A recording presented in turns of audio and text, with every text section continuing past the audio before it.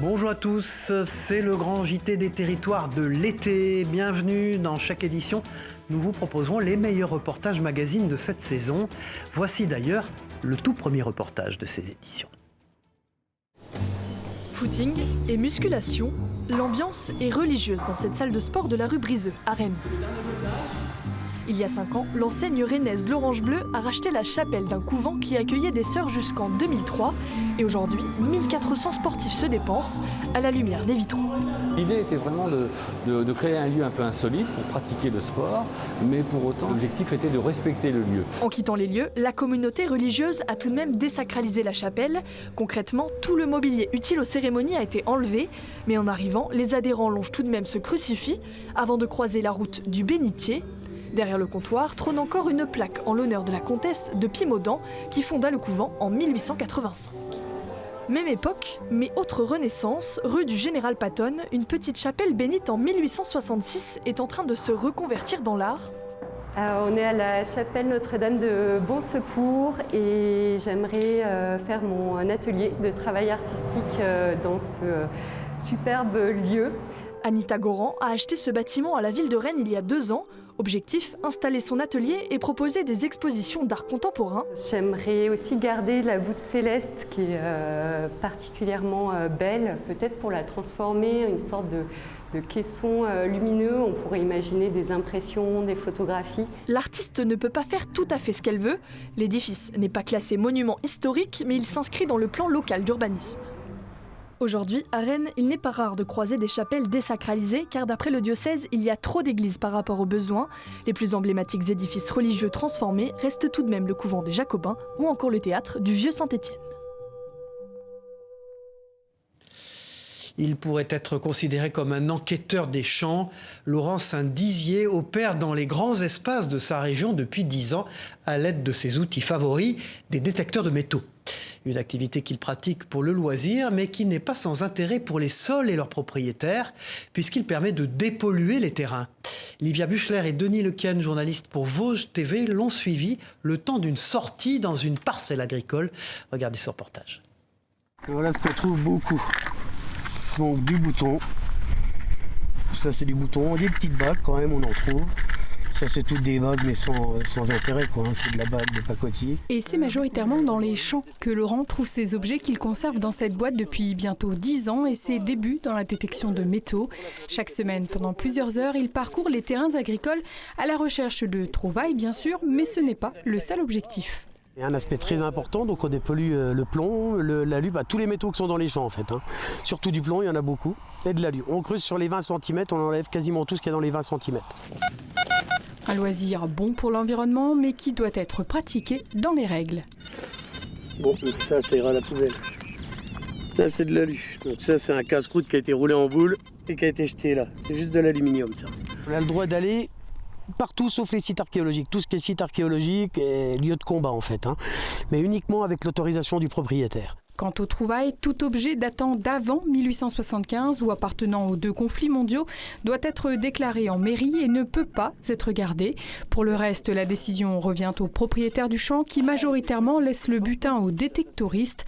Lors de notre tournage, hormis des métaux dédiés au recyclage, Laurent a fait une autre trouvaille. Ça c'est mieux. Ça c'est mieux. C'est une 5 francs Lavrillier, 1947. Bon, c'est de l'alu, c'est de l'alu, mais c'est sympa. Donc juste après-guerre. Chaque année, en moyenne, cet enquêteur des champs extrait environ 1 tonne de ferraille, 130 kg de cuivre et 100 kg de plomb. Et pour que les sols vosgiens continuent d'être dépollués de cette manière, une antenne vosgienne de la Fédération devrait voir le jour d'ici peu. Voilà, ouvrons maintenant notre page dédiée au changement climatique, à ses conséquences et aux innovations aussi qui en découlent. En quelques années, les eaux de la Corse et plus largement de la mer Méditerranée ont été colonisées par le crabe bleu. Ce crustacé venu d'Amérique est un fléau pour les autres espèces marines et pour les pêcheurs de l'île. Un problème pris très au sérieux par les scientifiques. Un reportage d'Angèle Ricciardi pour Télépaysé sur place. Les premières lueurs du matin inondent l'étang de Bigoulia, l'une des 7 réserves naturelles de l'île. Mais sous les eaux tranquilles vit un crabe bleu qui mange tous les poissons et détruit les filets des pêcheurs. D'habitude, ce sont 6 embarcations qui sillonnent l'étang. Aujourd'hui, Michel est tout seul. Ce crabe qui vient d'Amérique du Nord peut parcourir jusqu'à 15 km par jour et il n'a aucun prédateur. Alors, les dégâts sont très nombreux. C'est du matériel qui n'est pas fait pour les crabes. Pour le moment, on n'a pas trouvé de solution. À part de les sortir de l'eau et si on arrivait à la limite à les commercialiser, ça serait déjà quelque chose de gagné. Mais là, on n'a pas de marché. Pour le moment, on n'a pas de marché.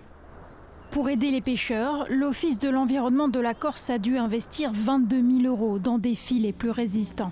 Mais aussi, des puces électroniques ont été installées sur plusieurs crabes pour surveiller les populations et mieux les contrôler. C'est une espèce qui s'est manifestement très bien adaptée, qui serait potentiellement aussi favorisée par le changement climatique et donc qui pose après souci une fois qu'elle est implantée évidemment sur l'ensemble de l'écosystème. Sa chair est déjà très prisée en Asie, pourvu qu'il en soit de même sur l'île. Voilà, en métropole, revenons-y justement pour découvrir à présent le travail du dernier fabricant de pierres naturelles à aiguiser. En Ariège, Alain Soucy est le fier représentant d'un savoir-faire traditionnel. Couteau, ciseaux, sécateur ou encore faux.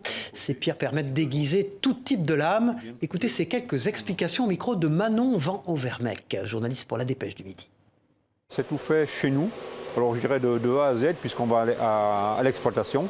On a un droit d'exploitation, c'est nous qui extrayons la roche, nos plaques de schiste. On les coupe avec une première scie, donc c'est des scies avec disque diamant et on travaille toujours sous arrosage avec beaucoup d'eau, pour ne pas chauffer la pierre, pour ne pas abîmer la pierre. Et ça évite aussi de faire de la fumée, de la poussière. Et après dans l'autre sens, elles seront refendues pour faire la finition, la pierre à dimension finale. Connaissez-vous la tendance rétrofit? Il ne s'agit pas de musique ou de mode, mais d'une pratique automobile.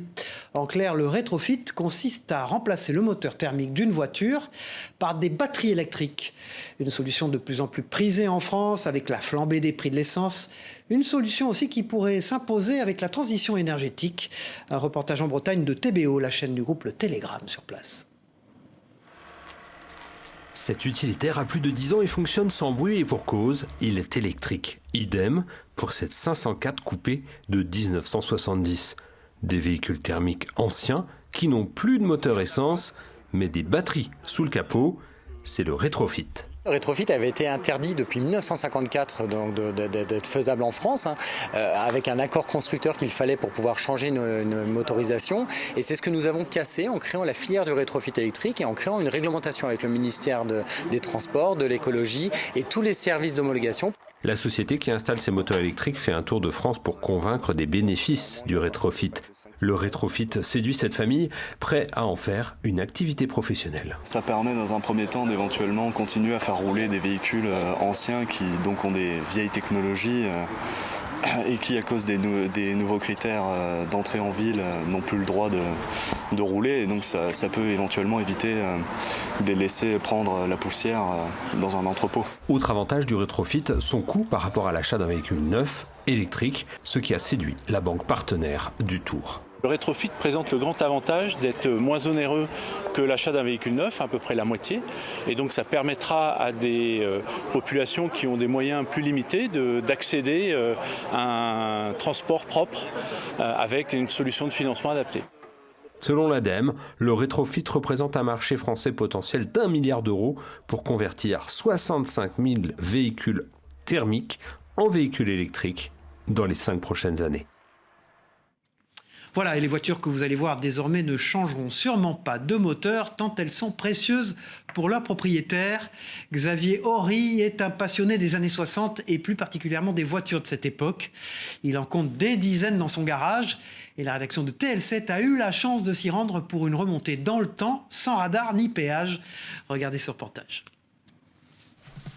En épicier, en agriculteur ou bien encore en adjudant-chef de la gendarmerie. Xavier Horry est peut-être bien le seul à pouvoir exercer tous ces métiers et en même temps. À 44 ans, ce fan des années 60 fait vivre tous ces personnages à travers sa passion, la collection de véhicules qui nous replonge dans les 60s. Dans son hangar à Ferney, Xavier Horry a entreposé tous ces véhicules. Près de 70 voitures y sont précieusement abritées. Dans sa collection, on est surpris d'abord par la dizaine de voitures de la gendarmerie. Bichonnées et repeintes pour certaines, le collectionneur aime jouer le gendarme de l'époque. C'est aussi un métier que j'aurais voulu faire. Tout à fait, donc voilà, là aussi on se rattrape. On se rattrape avec les véhicules, on se rattrape avec l'ambiance. On se rattrape via une association qui s'appelle la PTG pour laquelle on travaille un petit peu avec la gendarmerie pour faire des expos, des choses comme ça. S'il n'a pu endosser l'uniforme, aujourd'hui il s'est bien rattrapé. 4L, estafette bleue, Peugeot 305 et bien d'autres encore. Et le collectionneur ne lésigne pas sur les détails. Ce bureau recrée l'ambiance d'une brigade dans les années 60. Avec tout le matériel d'époque, que ce soit tant au niveau du matériel, machine à écrire, téléphonie, plans divers, que les manuels de gendarmerie, que les procédures. Voilà. Les années 60, une époque qui fascine ce quadragénaire. Après avoir enfilé le costume de gendarme, il se met dans la peau d'un épicier. C'est à bord de cette estafette qu'il aurait tant aimé sillonner la campagne ligérienne. Là, c'est la peau de l'épicier. L'épicier, puisque ce véhicule a 6300 km, il est équipé comme une épicerie d'époque, qui passait dans les villages dans les années 60, il y a à peu près de quoi se nourrir, vous avez de quoi boire. Tracteur, mobilette, camion et même un corbillard complètent sa collection de voitures des années 60. Depuis 30 ans qu'il collectionne tous ces objets et engins qui roulent, Xavier Horry réalise quelque part un rêve d'enfant. Nostalgique des années yéyé, cette collection digne d'un musée amuse Xavier Horry. Aujourd'hui, il continue d'agrandir sa collection à un rythme beaucoup moins soutenu qu'à une époque. Mais son esprit grand enfant, lui, perdurera encore un bon moment. Sans transition dans ce journal, du karaté à 80 ans, c'est possible. Un club de la Sarthe propose des cours aux seniors 3 fois par semaine. Un moyen de rester en forme et de s'entraîner à l'occasion avec des cadors de la discipline. Un moyen aussi d'esquiver les idées reçues. Reportage d'Enzo Maubert pour LMTV Sarthe. Regardez. Et qui aille Go! Ok, on avance d'un pas. Ne vous fiez pas à leur âge, ils ont beau avoir entre 60 et 90 ans, ce sont pour certains des karatékas expérimentés. Pendant que tu es en combat, Au dojo du club Samouraï 2000 au Mans, des séances sont spécialement réservées aux seniors, qu'ils soient ceinture noire ou débutants. ce cours il est fait pour toutes les personnes qui sont rentrées dans les arts martiaux, mais pour l'essence des arts martiaux, c'est-à-dire se préserver pas d'une attaque extérieure, parce qu'aujourd'hui on ne va pas se faire attaquer dehors normalement, mais plutôt de la maladie et de l'âge. Et l'âge n'a pas arrêté celui qu'on appelle Dédé. Plus de 40 ans de karaté à son compteur, et c'est pour lui un véritable remède. C'est comme la pomme le matin. Qu'est-ce que ça fait la pomme le matin? La pomme le matin, quand on dit je mange une pomme le matin, je vais moins souvent chez le médecin. Et c'est pour ça que je disais, quand on fait du karaté, on va moins souvent chez le médecin. Si le karaté fait travailler réflexe, concentration et mouvement, il permet aussi de créer du lien et de garder le moral. Ça permet justement d'éviter de s'enraciner, de s'encrouter, on va dire. C'est très convivial, on se souhaite nos anniversaires, à la limite on est une petite bande d'amis, et même des fois on fait participer nos épouses, et donc c'est génial si vous voulez. Ça aide aussi à vivre, à donner un mental dans la vie, c'est pas toujours facile, quelquefois on tombe dans des trous, etc. Bon, à 84 ans, on a déjà connu la maladie, etc., l'hospitalisation. Mais ça aide à se relever à chaque fois. Et c'est ça qui est important pour moi. Bien plus qu'un sport de défense, fouler le tatami peut donc éviter non pas de vieillir, mais de devenir vieux. Et puis un conseil de lecture maintenant dans ce JT avec le dernier roman d'Antoine Sénanque, nommé Croix de cendre. Son nouvel ouvrage mêle roman d'aventure, fresque historique et polar médiéval. Il nous emmène sur les routes de France pendant l'Inquisition, mais aussi sur les routes de la soie en Crimée pour découvrir les origines de la peste noire. Un roman idéal pour cet été sur les plages. Un reportage exclusif de Christophe Rigaud. Regardez. Croix de cendre, le dernier roman d'Antoine Sénanque, nous plonge en plein Moyen-Âge, le siècle des calamités, au temps de la peste noire et de l'Inquisition. C'est le siècle de la famine, d'un nouvel âge glaciaire qui fait que les loups sont dans les villes. C'est le siècle de la misère, de la guerre de 100 ans. Et c'est surtout le grand siècle de la grande peste noire du XIVe siècle qui reste le plus grand cataclysme qui a touché toute l'humanité. Donc c'est un siècle extrêmement obscur, mais au sein de cette obscurité, il y a des lueurs. Et c'est ces lueurs que j'ai voulu faire développer, on va dire, dans le livre. Et ces lueurs sont des lueurs spirituelles, c'est-à-dire avec des grandes figures spirituelles, notamment celle de Maître Eckhart, et de ces femmes merveilleuses qui étaient les béguines et qui ont un rôle à jouer important dans le livre. Vrai roman d'aventure et polar médiéval, Croix de cendre est aussi nourri de la philosophie de Maître Eckhart, un des grands intellectuels du Moyen-Âge. Maître Eckhart prétendait que nous étions tous capables de Dieu, c'est-à-dire que l'homme était capable de devenir intégralement Dieu par adoption, ce qu'est Dieu par nature, et qu'il n'y ait pas de différence finalement entre l'individu humain et la déité. Et évidemment, cette ambition énorme était assez mal digérée, si on peut dire, par l'Église catholique, et c'est ce qui a expliqué son procès en Inquisition. Le roman nous amène aussi en Crimée, pendant le siège par les Mongols d'un comptoir génois, d'où serait partie l'épidémie de peste noire. Un jour, lors de ce siège, la peste s'est allumée dans les rangs mongols et a commencé à décimer tous les guerriers mongols. Avant de s'en aller, le chef mongol a pris cette décision qui peut être considérée comme une des premières décisions de guerre bactériologique. Il a décidé de catapulter au-dessus des murs de Kaffa, qui était le comptoir génois, les cadavres de ces soldats infectés pour que les marins génois, en revenant chez eux, diffusent la peste dans l'Europe entière. Roman haletant, Croix de cendre d'Antoine Senanque a fait partie de la liste du prix Goncourt et depuis a été traduit en 9 langues. Ils ont marqué le temps dit de la Belle Époque. Les anciens palaces de la ville d'Aix-les-Bains en Savoie sont devenus des résidences. Ils n'accueillent donc plus de prestigieux clients, mais leur splendeur n'en reste pas moins éblouissante et regorge de souvenirs de la haute société du début du XXe siècle. Visite guidée et historique menée par Victoria Lopez de la rédaction de 8 Mont-Blanc. Il est considéré à son époque comme un novateur hardi.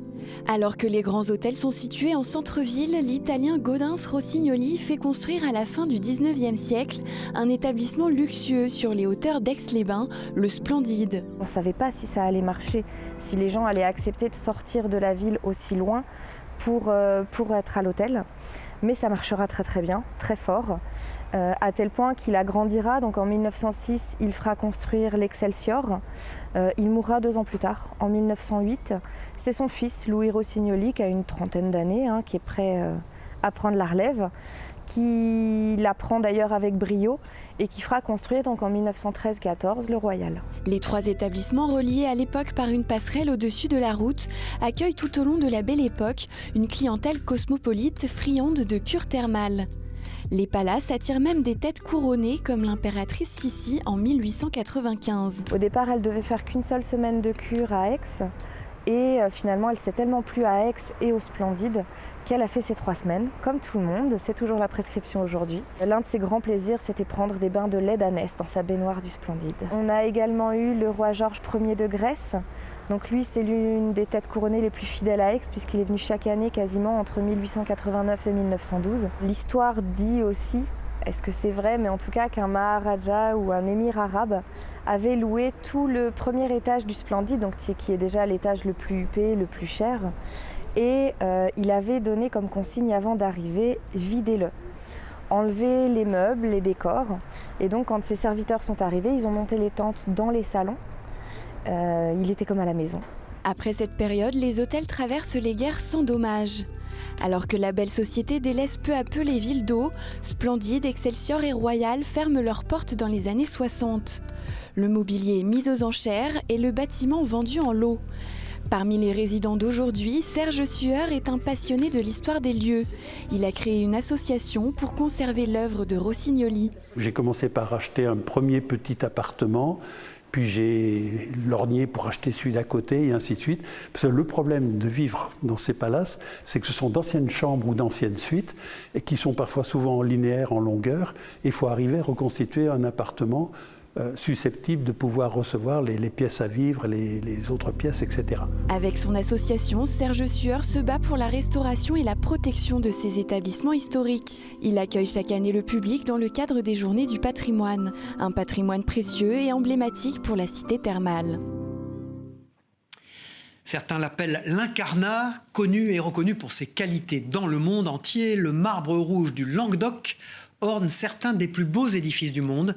La basilique Saint-Pierre de Rome ou le château de Versailles en est composé. Ce marbre unique et précieux est extrait de la montagne noire de l'Aude, un site étonnant et titanesque dans lequel nous emmène Anne-Sophie Pellegri pour la rédaction de Via Occitanie. Regardez ce reportage.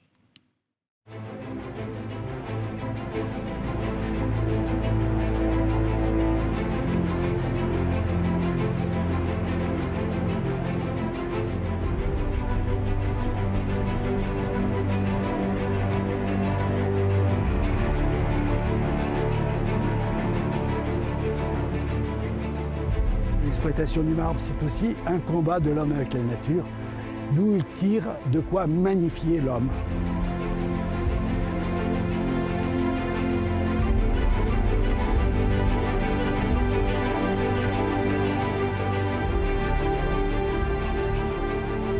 Nous sommes sur le plateau des Terralbes, sur le piémont minervois de la Montagne Noire dans l'Aude. C'est d'ici que proviennent les marbres qui ornent le Grand Trianon à Versailles et la plupart des édifices religieux et maisons bourgeoises d'Occitanie.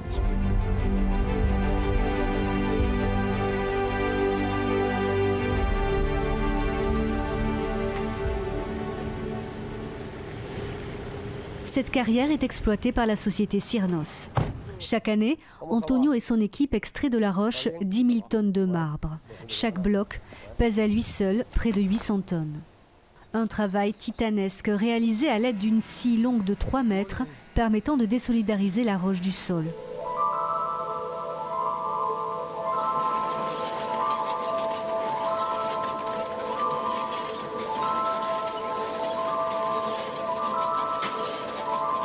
Au sommet, une foreuse perce la roche haute de 15 mètres afin d'y glisser un câble. Ce câble est composé de diamants qui permettent de découper la paroi. Il faut y ajouter de l'eau, car sans eau, il est impossible de découper. On glisse le câble du haut de la paroi jusqu'en bas, on le tire jusqu'au milieu de la place. Ensuite, on met la machine en marche sur les rails. Tout doit être en place au bon alignement et que la paroi soit toujours ouverte. Tiraillé par cette machine, c'est le câble qui tranche la roche. Le final est son détachement impressionnant. En 2020, une touriste a filmé la chute d'une plaque de marbre dont les blocs étaient destinés à la rénovation de la basilique Saint-Pierre de Rome. Ça bascule. Oh là là là là. Oh, ça tombe. On appelle cette pierre l'incarnat ou marbre rouge du Languedoc. Le marbre le plus prestigieux et le plus connu en France. Grâce à la proximité du canal du Midi, l'incarnat s'exporta dans toute l'Europe, très apprécié par Louis XIV et notamment l'Église, qui voyait dans la pierre la couleur rouge de la Passion du Christ, associée au blanc, symbole de pureté. Mais il n'est pas le seul type de marbre que renferment les carrières de Cosne. Il y a le turquin, le gris, le cervelas. Au total, 17 faciès se déclinent et s'étendent dans le Minervois sur 16 km, parcourant les communes de Cosne, Villeneuve et Féline. Sous chacune d'entre elles, c'est près de 400 mètres de couches de marbre qui reposent. Le résultat d'une histoire géologique qui débuta il y a plusieurs millions d'années, lorsque la Montagne Noire n'était qu'un amas de récifs. Il y a 400 millions d'années, à l'emplacement où nous sommes ici, il y avait la mer, il y avait un océan. On a des sédiments carbonatés qui se déposent très lentement, millimètre après millimètre. C'est des coraux, des massifs de coraux, comme en bordure actuellement la barrière de corail au large de l'Australie. Petit à petit, ces fossiles et ce matériau va se transformer en roche. C'est ce qu'on appelle la diagénèse. Et si vous voulez, ça va prendre du temps. Ensuite, la tectonique des plaques qui s'est mise en place il y a 300 millions d'années, ces sédiments vont être broyés, contournés, chahutés. Et disons qu'au bout du compte, on a le marbre.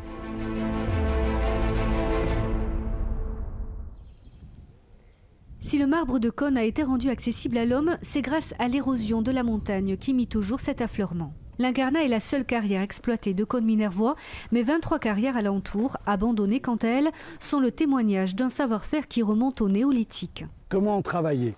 D'abord, la roche est inclinée naturellement. Et dans la roche, il y a des lits supplémentaires. Des lits qui sont dus à la sédimentation. À certains moments de la sédimentation, du sable ou de l'argile ou un autre minéral s'est déposé et a provoqué une rupture de continuité entre les lits. Et c'est là l'œil de notre carrier, c'est de trouver l'emplacement où taper pour décoller la roche.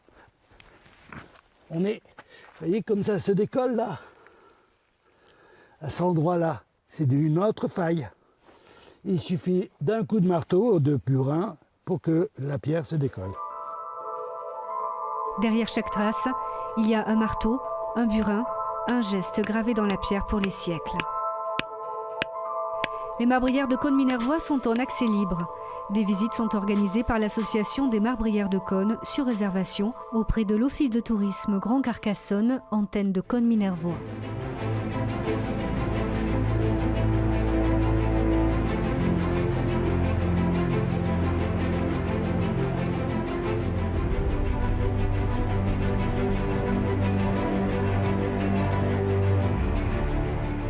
Voilà, c'était le grand JT des territoires de l'été. Merci de nous avoir suivis. On se retrouve très vite pour une nouvelle édition d'été. Au revoir à tous.